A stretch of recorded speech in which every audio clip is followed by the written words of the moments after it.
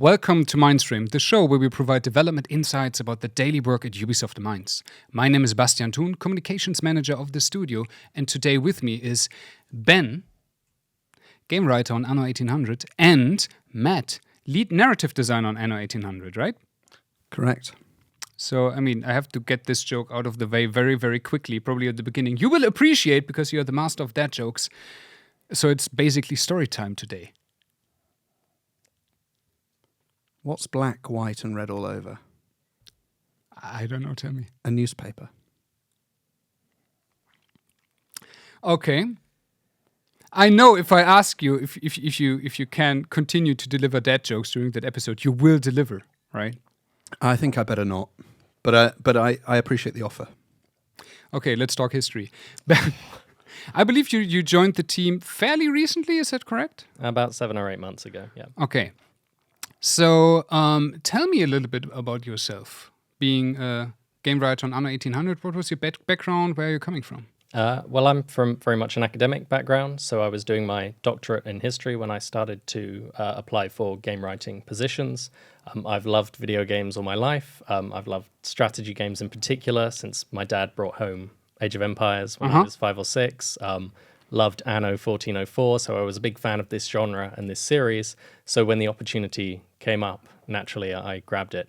For me, it makes perfect sense because the reason I got interested in history, I went to a state school. My interest in history did not come from my schooling, rather it came from my exposure to games like Age of Empires, Rise of Nations, Total War, Civilization, Empire Earth, and a whole slew of mediocre and buggy RTS games that came out in that glory period of the great RTS times. The early to mid 2000s, when one seemed to come out every week. So that fired my interest in my studies, and then naturally when it came to applying for jobs in the industry, that kind of academic clout helped me to get the job. So to me, the two synergize fairly sensibly. That sounds great. Absolutely. But I wonder, is it something you were like, I want to study history because I want to get into games, because I'm aspiring to land a gig in the games industry? Or was it something, let's say at the end you said during the doctor, wait a minute, I could do something in games, that would be cool. Well, the idea of joining the gaming industry had always been a dream, but I had always thought that it was a dream. I didn't know how people got into the industry. So it was fairly late that I started to really think about how to get in. Watching podcasts like this one, GDC talks, reading things online.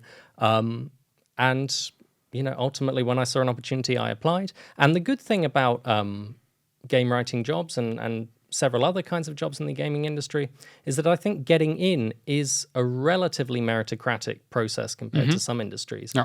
That is to say that the key determinant of whether or not you get the job is your ability to prove that you can do the core thing that the job requires. So long as you prove your writing ability, you get a shot. That is the first thing. Certainly when we are looking for applicants, that's the first thing that we look for. It's not your technical background, it's not your education, even if you have specific education in game writing in some kind of degree in that area.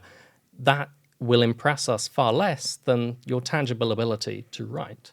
I absolutely agree. I'm the best living example for you don't need to have any specific important gaming skills.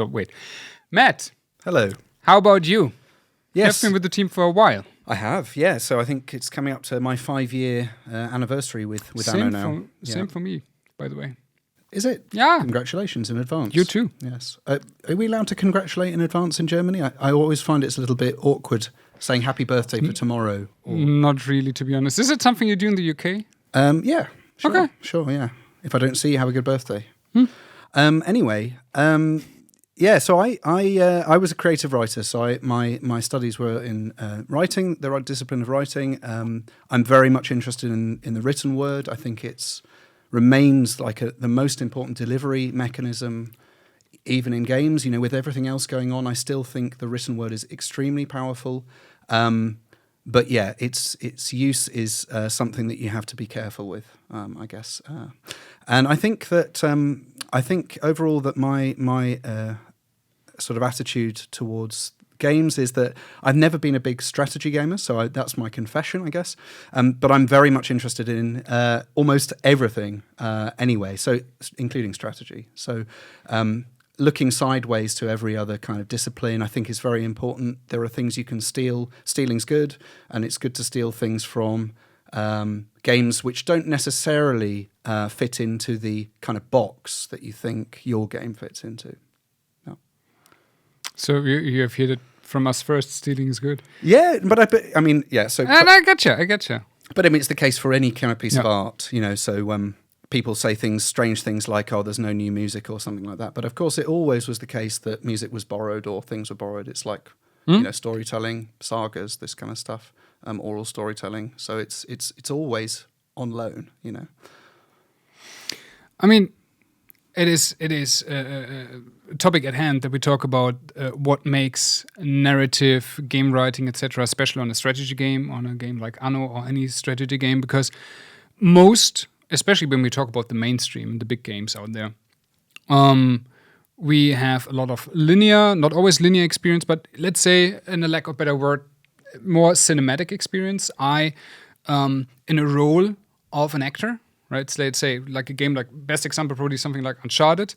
I just follow this mainly linear story. I have a lot of set pieces, etc., which will tell the story, give me a little bit breathing time, then there's action again, and then I have a very similar structure, even in acts like I would have with the movie, even though how I experience a game is different than watching a movie. I think I was just going to say something about Uncharted, because I think what's interesting about Uncharted is, although it is a very linear story, they mess around a lot with time in the exposition of the story, and that's the most impressive part of what they did there, especially in the cinematic scenes, how they kind of cut different parts of from different chronologies of the game together. I think that was super powerful. Yeah. But no, we're not Nathan Drake. We are some person, probably in these kind of games, we name ourselves. We most of the time do not have even an avatar. We have some sort of a bust thing in Anno.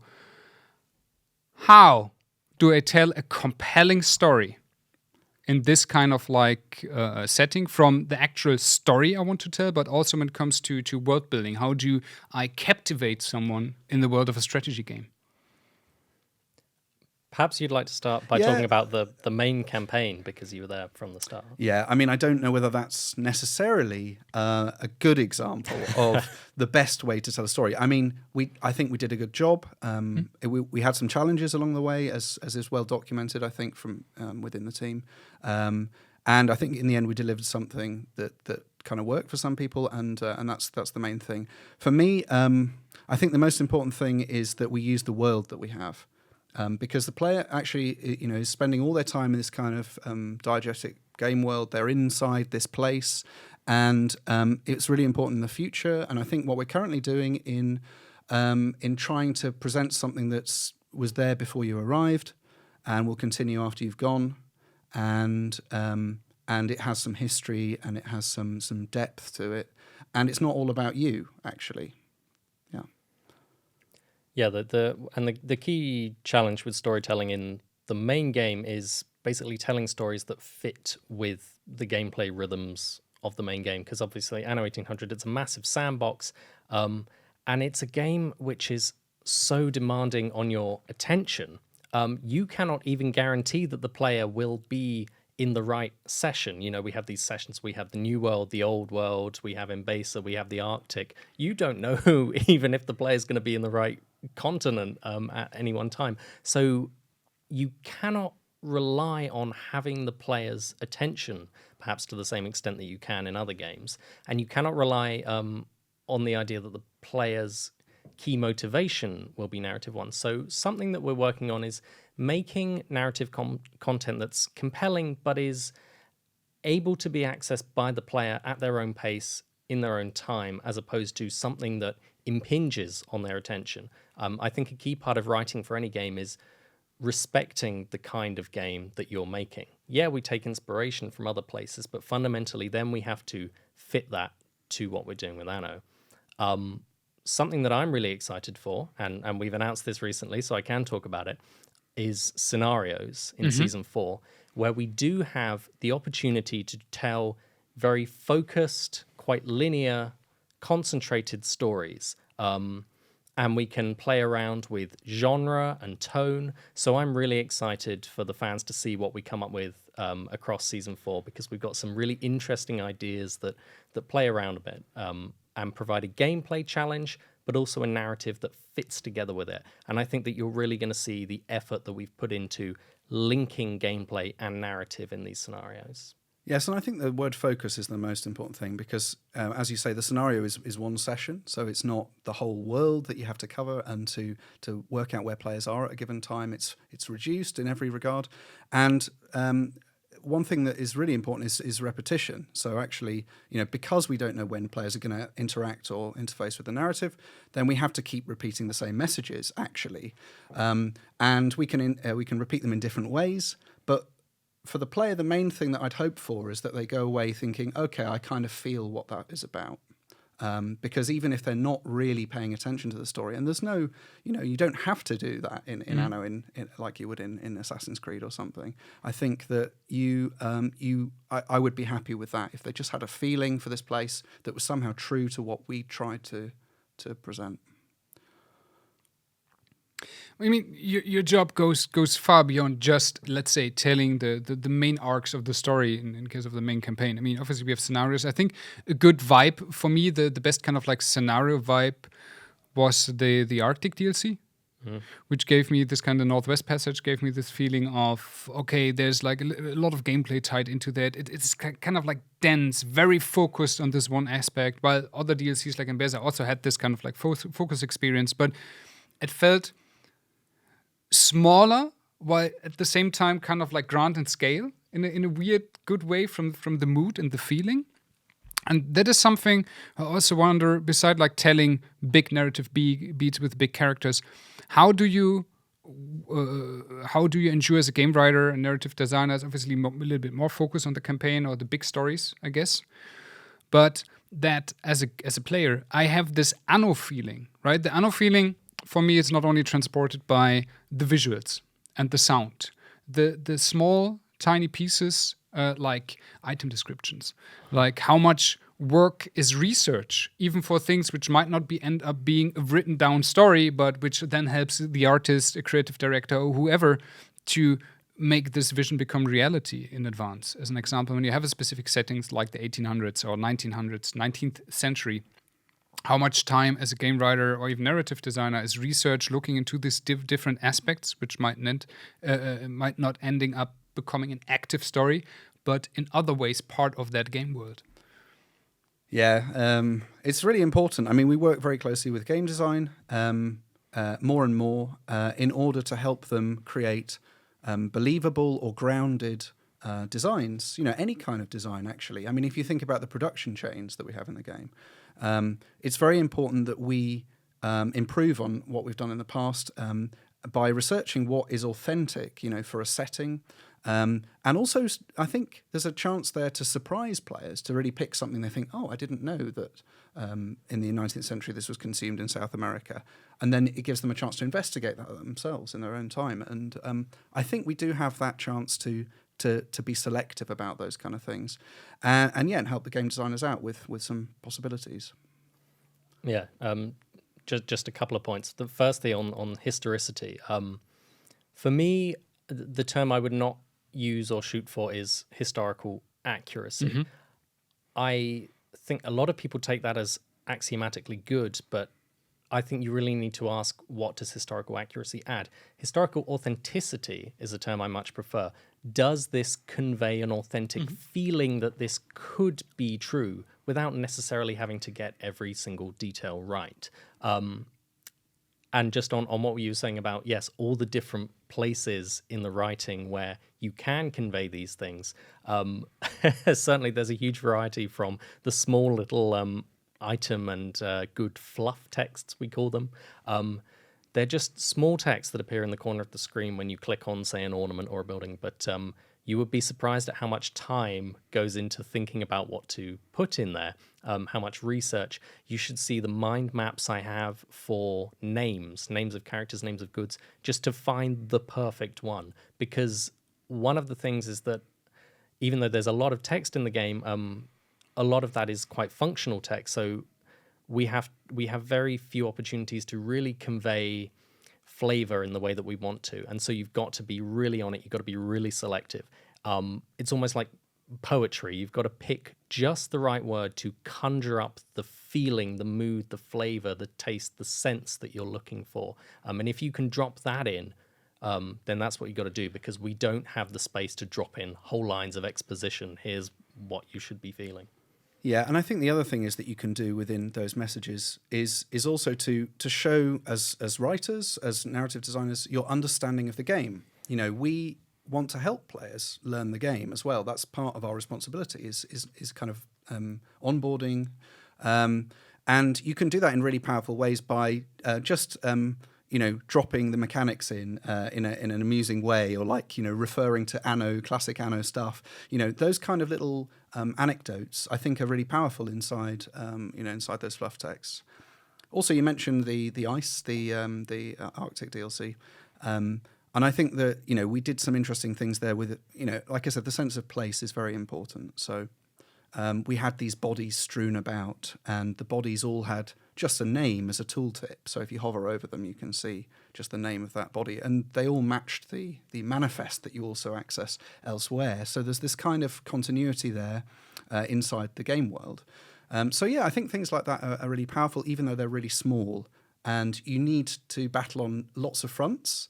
But actually, in the end, I think the overall effect, which is hard to gauge unless you're outside the studio, outside the team, we hope for a kind of combined effect on the player, that they will feel, okay, I think I understand what this is about. At the very beginning of the episode, you mentioned that the written word is for you still a very, very, very strong, maybe the strongest element to telling a story compared to, let's say, voice acting, etc. And I mentioned that mainstream titles, Uncharted, etc., where you have this like mostly cinematic experience. We have in the last couple of years seen, well, this is also ages ago at this point, but the basically the revival of the CRPG, thanks to Kickstarter, etc. A flood of great games with a lot of text and even very creative takes on how to work with narrative and even use this narrative elements in gameplay. I'm talking about Disco Elysium as an example. It's a great way of how to intertwine the idea of storytelling with gameplay. So is there something you have the feeling there is even room for more? Are we going in the direction where you say, okay, we can push narrative one step further? And what if I give you, not maybe unlimited resources, but if you had the chance to push any project, we're not necessarily talking about Anno, a specific genre, whatever, into a narrative way, what would you do, or what would be like the thing you would love to see in a game to give it an interesting narrative angle? Well, staying relatively close to Anno, because I'm a strategy fan and I love working on strategy games, the key thing for me is a world which is more responsive to the player's actions. Because strategy games, like CRPGs, are all about choice, ideally. Like the way that you build your city, the kind of actions that you take, the way that you earn your money, whatever the specific mechanics of the game are, there should be different ways to achieve that in order to allow different strategies for different players on the gameplay side. The narrative side should then reflect that and feed that back to you. So, for example, how would I integrate this into Anno 1800 as we have it now? I would have third-party NPC or second parties, as we call them, the sort of the AIs that do the same thing as the player, would have a lot more opinions about the way you're doing things and reflect that back at you. You would have quests maybe that reflect your actual play style. So that's also a way to make narrative content more enticing for the player, because right now sometimes there's a bit of a problem where it's slightly disconnected from gameplay. So on the one hand, we can't exactly do what Disco Elysium or games like that do. We don't have the luxury of relying on the player being that interested in the narrative aspect. So I take it as our responsibility and our opportunity to marry these aspects together much better so that it's a seamless part of a whole. Yeah, I think for me also I think in the gaming industry, everybody knows what the rules are for creating a game. So game design is a well established thing in the world, and it's up to narrative designers almost to try and twist or bend those rules and to create exceptions within the structures that you expect as a player to surprise you. There's a great game recently called Inscription. I don't know if you know it. It's a card game. It's absolutely fantastic, especially the opening, because they just mess around with the concept, and it's all about the story. It's all about your position in this world that you enter. I won't give anything away, but it's like if you haven't played it, you should. I mean, it's a real eye opener. Last time you recommended me a card game was Slay the Spire, and I spent way too much time I have on this planet to play this game, so I have to be careful with your recommendations. Yeah, I mean, Slay the Spire is also great. I absolutely love Slay the Spire. But not exactly the narrative. Not really. Okay, come back. Sorry for although I would say that it does have a certain simplicity to it, which is also appealing, I think, and important, to have clear ideas. But I think with Inscription, it's all about just like messing around with the expectations of the player. And there are so many games like that. Disco Elysium, there's a lot to say about it, but there's one thing that really stands out to me, and that's the cryptids quest line. Because what happens is you're in this place and you think, you think some things are important to you, like solving the mystery, that's the important thing in this place. And actually, solving the mystery is just an excuse to throw in all of this interesting stuff, and things that are small suddenly grow out of proportion, and that was really such a surprising thing when this side quest, it felt like a side quest, like the most minor of side quests, suddenly comes straight into the forefront of the experience. That was an incredible thing for me, because I think it just was so unexpected. I mean, surprise is everything. Yeah. I mean, it really is a fabulous and exciting time to be working in video game narrative, because I mean, if you sort of remember 10, 15 years ago where this discussion starts to emerge, can video games be art? A discussion that always seemed to coalesce around BioShock. But you can see why, because it had a fantastic, deep, well-realized original world. It had big themes. It was self-referential and self-reflective. Now I think you see that in so many games. It's fairly common, often because, unlike previously, now you have dedicated narrative departments and dedicated writers whose job is to sit there all day and think about these things. And the comparison I would draw is to what happened with film and TV. So, for a long time, TV was seen as sort of inherently inferior to film. It's trying to do what film does, but it simply can't for budgetary reasons and so on. And then, you started to get series like The Sopranos and Lost and Battlestar Galactica and then Breaking Bad. And TV established itself as an alternative medium, not because it tried to emulate what film does, but because it took advantage of the things that are inherent to that genre, namely that you can explore characters and stories over a longer period of time. You can do a much deeper dive. Likewise, it's already happening, when games are truly established as an alternative, prestigious medium for storytelling, it will be because they take advantage of the unique opportunities afforded by this medium. Interactivity, immersion, player choice. And we're starting to see this happen. So it's fantastically exciting. Yeah, I think also there can be fear, I'm sure within studios, within other departments, or within, from the general feeling about what a game is, about the threat of, narrative, will this change what the game is? I mean, no. I mean, if you're doing it well, no, of course not. You're part of a conversation, just like any of the other departments, you are trying to create together something. So for me, what's really important is that we are part of a team. We are. It's not like we're solo writers just working on our own and telling people what to do or something like this. This is like maybe something that people imagine, but as far as I know, it never happens. Even if you're an author, if you're publishing a book, that's not the way it works. You have 55,000 people to thank at the beginning of the book, and you also rely on editorial processes. You have to do what they say. You don't get to choose the jacket of your book. All of that stuff, So it's really about conforming, about somehow making compromises to your ideas and helping others through it. So that's a really important aspect, I think. Yeah. Wow. Okay. There's so much more to talk about, as I can see. Well, you got me excited.